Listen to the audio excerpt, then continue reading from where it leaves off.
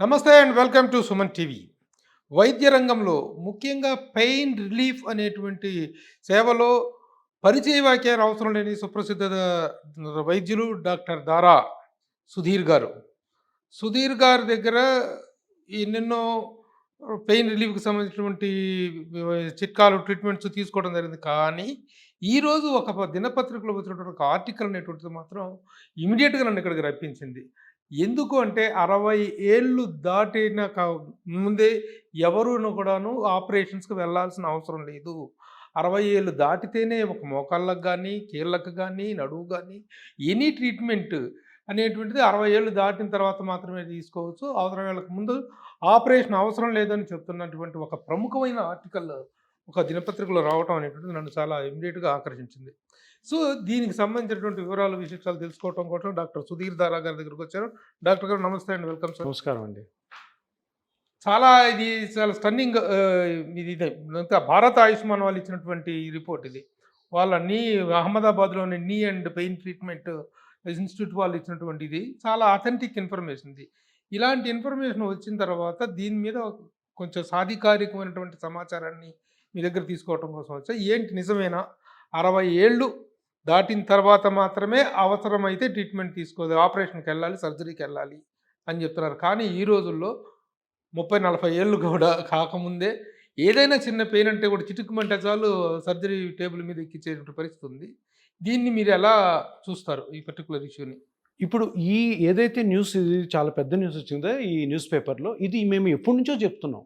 ఇది ఈ రోజు కాదు ఇది. ఓకే. కాకపోతే ఏంటంటే దీనికి అథెంటికేషన్ ఈరోజు ఎందుకు వచ్చిందంటే, ఇది ఆయుష్మాన్ భారతిలో కూడా ఎంటర్ అయిపోయింది. ఆయుష్మాన్ భారతిలో ఏంటి, ఇది నేషనల్ వైడ్ ఒక హెల్త్ స్కీమ్ ఇది. అంటే ఇది డైరెక్ట్లీ ఫ్రమ్ హెల్త్ మినిస్ట్రీ అనమాట. దీంట్లో వాళ్ళు సీరియస్గా చెప్పిన విషయం ఏంటంటే 60 ఇయర్స్ దాటితేనే మోకాళ్ళ నొప్పులకి ఆపరేషన్. మరి 60 ఇయర్స్ లోపల నొప్పి వస్తే ఏం చేయాలి, అది కూడా రాశారు అందులో. ఎక్సర్సైజెస్, లైఫ్ స్టైల్ మోడిఫికేషను, కొన్ని ట్యాబ్లెట్స్, ఇంజెక్షన్స్ అంటే దాంట్లో ముఖ్యమైనది పిఆర్పి. ఇవన్నీ ట్రై చేసి తప్పకుండా 60 ఏళ్ల లోపు ఇవే చేయాలి.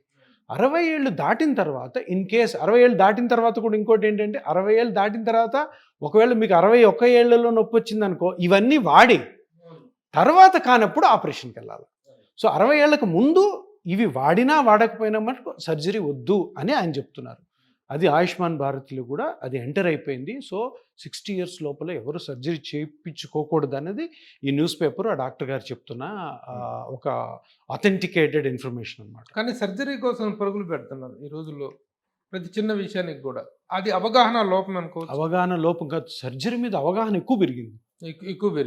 అవగాహన లోపం కాదు. అంటే ఇప్పుడు ఎలా ఉంటుందంటే, ఒక్కొక్క టైం ఒక్కొక్క ఎరా ఉంటుంది. ఇప్పుడు 1980s వరకు కూడా నాన్ సర్జికల్ ఎరా అది. ఇప్పుడు మీ తాతగారు ఎవరైనా ఉంటారు, ఆయన మోకాళ్ళ నొప్పులు వచ్చాను ఏం చేసుకోరు 80s ముందు. వాళ్ళు అలాగే టాబ్లెట్లు వాడుకుంటూ సర్లే ఏజ్ అయిపోయాక ఇది ఇలాగే అంటే అలా ఉంటారు. ఏవో చిన్నవి పసలు కట్టుకునే వాళ్ళు, టాబ్లెట్లు వేసుకునేవాళ్ళు. 80 నుంచి సర్జికల్ ఎరా స్టార్ట్ అయింది. అన్నిటికీ సర్జరీ, అబ్డామిన్కి సర్జరీ, షోల్డర్కి సర్జరీ, జాయింట్స్కి సర్జరీ, స్పైన్. అది సర్జికల్ 80 నుంచి ఇప్పటి వరకు, అంటే ఇప్పుడు 2020 వరకు కూడాను. ఇప్పుడు మళ్ళీ నాన్ సర్జికల్ స్టార్ట్ అయింది. ఎందుకంటే ఇప్పుడు ఎక్కువ ayurvedic treatments, homeopathy treatments, non surgical treatments బయటకు వచ్చాయన్నమాట. అలోపతిలో కూడాను ఈ రీజనరేటివ్ థెరపీ అన్నది ఇప్పుడు చాలా ఫేమస్ అయిపోయింది. అంటే రీజనరేటివ్ అంటే మీ జాయింట్స్లో నొప్పి కానీ, మీ స్పైన్లో నొప్పి కానీ, మీ షోల్డర్ నొప్పి కానీ, అవి డిసీజెస్ కాదు. అవన్నీ కూడా డీజనరేషన్, అంటే వయసు రీత్యా ఒక చేంజ్, వయసు రీత్యా అరుగుదల. దానికి పెద్ద పెద్ద సర్జరీస్కి వెళ్ళొద్దు అని ఆయుష్మాన్ భారతి కూడా చెప్తుంది. అంటే మన నేషనల్ హెల్త్ డిపార్ట్మెంట్స్ చెప్తున్నాయి అనమాట. సో అందుకని ఇప్పుడు మనం అర్థం చేసుకోవాలని పాయింట్ ఏంటంటే, సర్జరీ ఎరా స్లోగా తగ్గుతుంది, కానీ కొన్ని కేసెస్కి సర్జరీ తప్పకుండా చేయాలి. అవి ఎన్ని ఉంటాయి, ప్రతిదాన్ని తప్పనిసరి చేస్తున్నారు. అవి యాక్చువల్గా బుక్ ఏం చేస్తుంది అంటే 105 మందికే సర్జరీ ఉంటుంది. స్పైన్ సర్జరీ అవ్వచ్చు, మన ఎనీ జాయింట్ సర్జరీ 105. ఇంకా 95 మందికి ఎన్నో బ్యూటిఫుల్ ఆప్షన్స్ ఉన్నాయి. దాంట్లో one of the options regenerative therapy, అదే పిఆర్పి. సో అది మనం ప్రమోట్ చేయాలి. ఎందుకు ప్రమోట్ చేయాలి అంటే, ఇది safe, no complication, no side effect. ఇది దగ్గర 30-40 ఇయర్స్ ముందే వచ్చింది. సేఫ్గా రన్ అవుతుంది, కానీ దాన్ని ఎవరు ఫేమస్ చేయలేదు. సార్ ఇప్పుడు మనకు ఉన్నటువంటి వైద్య విధానాల్లో ఒక అలోపతి, ఆయుర్వేదం, హోమియోపతి, ఇక రకరకాల యునాని, వీటన్నిటిలో దిస్ ఇయర్ పర్టికులర్గా మీరు యూపీఎంలో ఇస్తున్నటువంటిది it is also allopathy. Allopathy branch. Being you an allopathic doctor, అలోపతిలో సర్జరీ అనేటువంటి దాన్ని వ్యతిరేకిస్తాం అనేటువంటిది వ్యతిరేకిస్తున్నట్లుగా మీరు? వ్యతిరేకించడం కాదు, దానికంటే బెటర్ ఆప్షన్స్ ఉన్నాయని చెప్తున్నాం. ఎర్లియర్ ఆప్షన్స్ ఫైనల్ గా surgery ultimate and last option. అది నేను చెప్పేది కాదు, మీరు ఏ మెడికల్ బుక్ అని ఓపెన్ చేయండి, ఆపరేషన్ అన్నది అన్ని non surgical treatment modalities exhaust అయిపోయిన తర్వాత చేయమంటారు.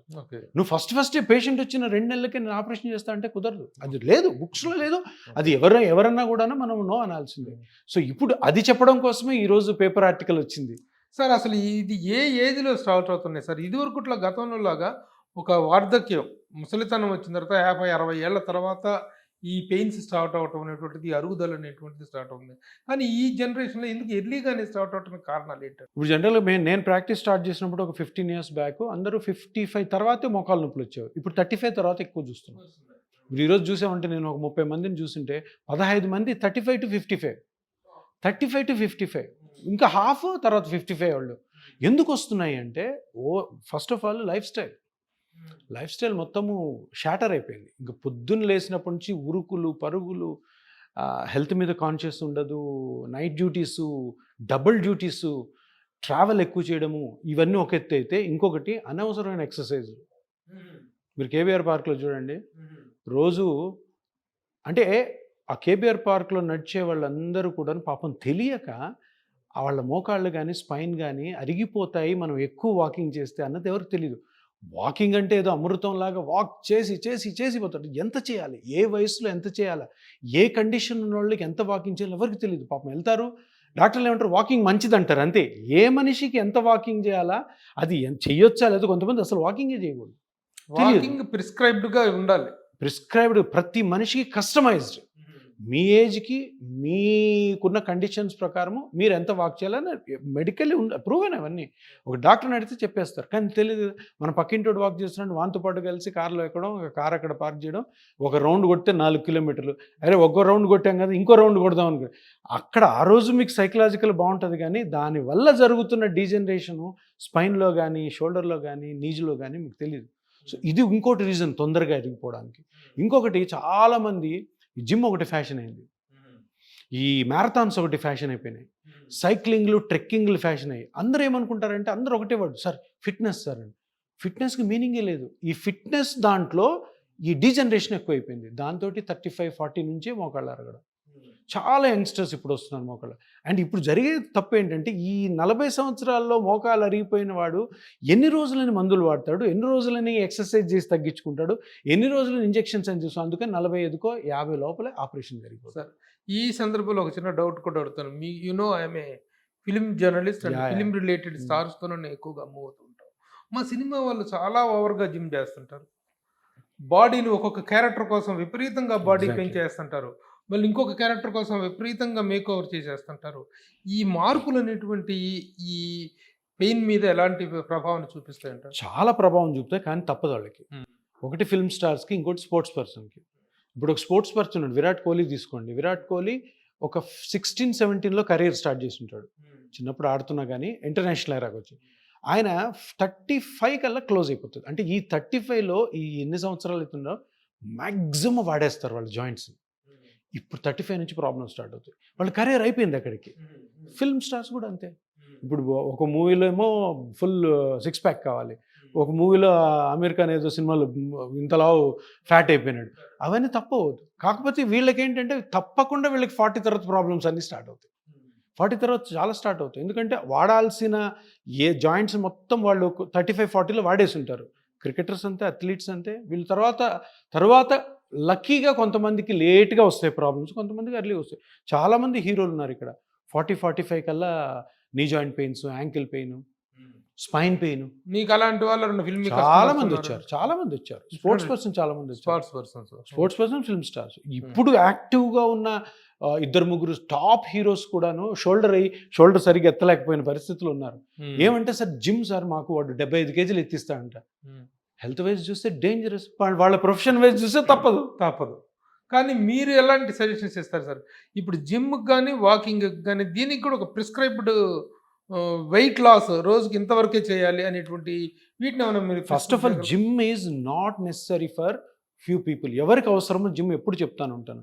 Sports person, celebrities, film star, gym trainers, వీళ్ళే నలుగురే మోడల్స్కి. ఎందుకంటే మజిల్ కనపడాలి. ఇప్పుడు ఒక ఇంజనీర్కి అవసరం లేదు జిమ్, ఒక లాయర్కి అవసరం లేదు, ఒక డాక్టర్కి అవసరం లేదు, ఒక జర్నలిస్ట్కి అవసరం లేదు. ఎందుకు?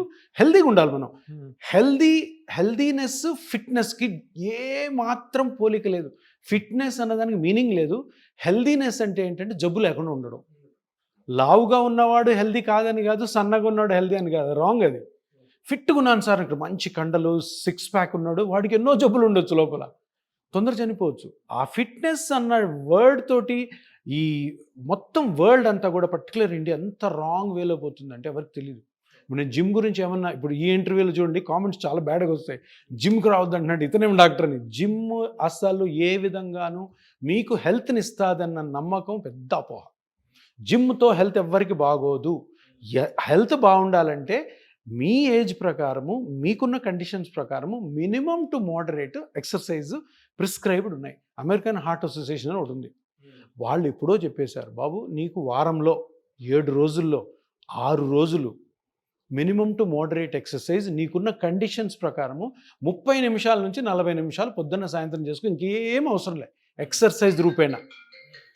ఇప్పుడు మీరు ఒకవేళ కండలు పెంచాలి అనుకున్నారు అనుకోండి, అమెరికన్ హార్ట్ అసోసియేషన్ ఆల్రెడీ ఎప్పుడో ఒక 20 సంవత్సరాల క్రితం ప్రిస్క్రైబ్డ్ ఎక్సర్సైజ్ ఇచ్చేసింది. ఏంటంటే అది 7 డేస్లో 6 డేస్ ఉండే హాలిడే ఉంది. మళ్ళీ morning to evening 30 minutes to 45 minutes. Okay, minimum to moderate physical exercise. ఏం ఎక్సర్సైజ్ చేయాలా? ఇప్పుడు మీకు షోల్డర్ పెయిన్ ఉంది, షోల్డర్కి సపరేట్ ఎక్సర్సైజ్ ఉంటాయి. మీకు స్పైన్ పెయిన్ ఉంది, దానికి సపరేట్ ఎక్సర్సైజ్ ఉంటాయి. మీకు ఏ నొప్పి లేదు, దానికి సపరేట్ సెట్ ఆఫ్ ఎక్సర్సైజ్ ఉంటాయి. అంతే, హెల్త్ కోసం ఇంతే. మీరు జిమ్కి వెళ్ళిపోతే మీరు హెల్దీగా ఉంటారని లేదు, కండలు పెంచితే హెల్దీగా ఉంటారని, మీరు సన్నగా అయిపోతే హెల్దీగా ఉంటారని. ఇప్పుడు కీటో డైట్లని లేదంటే బాడీ వెయిట్ ఎంత డేంజరస్ అంటే, మేబీ మీ 80 కేజీలు 65కి రావచ్చు, 100 కేజీలు 80కి రావచ్చు, అది హెల్దీ అని ఎవ్వరు చెప్పరు.